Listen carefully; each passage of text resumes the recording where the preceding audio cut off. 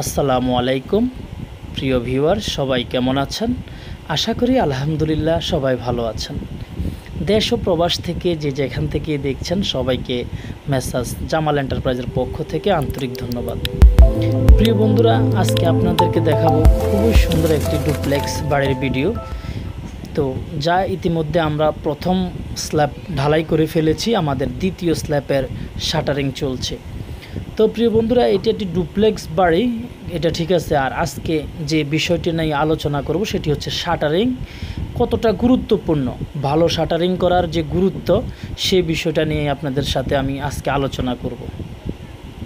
তো প্রিয় বন্ধুরা, এটি একটি ডুপ্লেক্স টাইপের বাড়ি। এই যে আমাদের এটা 3টা ল্যান্ডিং দিয়ে এটা সিঁড়িটা করা হয়েছে। আমি সিঁড়িটা দিয়ে উপরে উঠতেছি, উপরে উঠানোর পর আপনাদেরকে সুন্দর করে দেখাবো সিঁড়িটা। তো আমাদের এখানে দ্বিতীয় স্ল্যাবের শাটারিং চলছে। আমি আজকে শাটারিংয়ের গুরুত্ব অনেক বেশি, সেটা কেন বললাম, শাটারিং যদি আপনার ভালো না হয় আপনার ভালো স্ট্রাকচার আসবে না। এক্ষেত্রে ভালো স্ট্রাকচার খুবই প্রয়োজন, আর ভালো স্ট্রাকচার করতে গেলে ভালো শাটারিংয়ের খুবই প্রয়োজন। তো শাটারিংয়ের ক্ষেত্রে আমরা সবসময় চেষ্টা করব সেটা হচ্ছে শাটারিংয়ের লেভেল ঠিক রাখা। শাটারিংয়ের মেনই হচ্ছে লেভেল যদি ঠিক থাকে তখন আপনার এই ঢালাই যখন দিবেন তখন কিন্তু ঢালাই কোথাও কম কোথাও বেশি লাগবে না। সিলিং এবং ভীম বাঁকা তেরা এগুলি থাকবে না।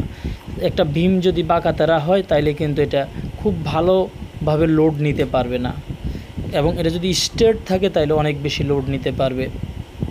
সেটা স্ট্রাকচারের ক্ষেত্রে আসলে কনস্ট্রাকশনের একটা বিষয়, সেটা হচ্ছে শল, আমরা যেটা বলি শল খুবই গুরুত্বপূর্ণ একটা জিনিস, যেটা সোজা রাখা।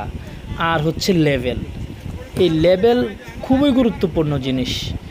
আমি আসলে যদি আপনাদেরকে প্র্যাকটিক্যালি দেখাইতে পারতাম যে লেভেল কতটা গুরুত্বপূর্ণ, তাহলে আরও বেশি করে আপনারা বুঝতে পারতেন। তো এই ক্ষেত্রে আমরা সর্বপ্রথম শাটারিংয়ের ক্ষেত্রে যে তলাগুলো লাগাবো সেগুলো খুব ভালো করে লেভেল করে তারপর সাইডবোর্ডটা লাগাতে হবে। এই যে আমরা সাইডবোর্ডটা লাগিয়েছি, এবং শাটারিংটা যখন ভালো মানের হবে তখন আপনার ঢালাইয়ের মানটাও ভালো হবে। সেটা কিভাবে? আমরা যখন শাটারিং করব তখন অবশ্যই পলিথিন অথবা শিট অথবা এইভাবে বস্তা লাগিয়ে দিতে হবে। তো এক্ষেত্রে সবচেয়ে বেটার হচ্ছে শিট লাগানো। শিট, সেটা যদি একেবারে 100% নতুন কাঠ হয় তাহলে শিট লাগালে বেশি ভালো হয়। আর শিট যদি না লাগানো যায় তাহলে অবশ্যই এভাবে বস্তা লাগানো। বস্তা আমরা দ্বিতীয় অবস্থানে রেখেছি বস্তা। আর যদি বস্তা না থাকে তখন হয়তো অনেকেই পলিথিন লাগানো হয়, কিন্তু পলিথিনের চাইতে বস্তা এবং শিট অনেক বেশি ভালো। কারণ পলিথিন থেকে ঢালাইয়ের ভিতরে যে একটা হাওয়া তৈরি হয় সেটা বের হতে পারে না, সে কারণে ওই সব জায়গাগুলো ছিদ্র ছিদ্র দেখা যায়। তো যদি আমরা এভাবে বস্তা লাগিয়ে নিতে পারি তাহলে কিন্তু আর কোনো ছিদ্র থাকবে না, ঢালাইয়ের ফিনিশিংটা ভালো আসবে এবং কোয়ালিটিটা অনেক সুন্দর লাগবে। তো এটা হচ্ছে আপনার শাটারিংয়ের ক্ষেত্রে। আমরা অনেক বেশি গুরুত্ব দিয়ে থাকি ঢালাইয়ের ক্ষেত্রে। আসলে আমরা যেটার উপর ঢালাই করব সেটা যদি আমার ভালো না হয় তাহলে আমি ভালো ঢালাই কিভাবে দেওয়া সম্ভব হবে? তো এই জন্য শাটারিংটা আসলে খুবই গুরুত্বপূর্ণ। আপনারা যারা কাজ করেন এবং যারা কাজ করান, এই বিষয়টা আপনাদেরকে মাথায় রাখতে হবে। ভালো শাটারিং হইলেই ভালো ঢালাই আসবে, এটাই হচ্ছে কথা।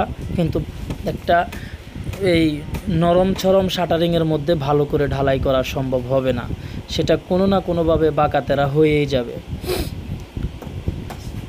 তো ইনশাল্লাহ আপনারা দোয়া করবেন, আমরা ইনশাল্লাহ সবসময় চেষ্টা করি ভালো মানের একটি শাটারিং করার। আর ভালো মানের শাটারিং হলেই কিন্তু ভালো একটা স্ট্রাকচার আসবে, ঢালাইয়ের সৌন্দর্য তৈরি হবে। যে আমরা সিঁড়িগুলো ঢালাই করেছি, আমরা চেষ্টা করেছি ভালো করার জন্য, তবে মানুষ হিসেবে ত্রুটি বিচ্যুতি থাকবে, এটাই স্বাভাবিক। তো আসলে আপনারা সবাই দোয়া করবেন মেসাজ জামাল এন্টারপ্রাইজ যাতে ভালো ভালো কাজ করতে পারে এবং মানুষের সব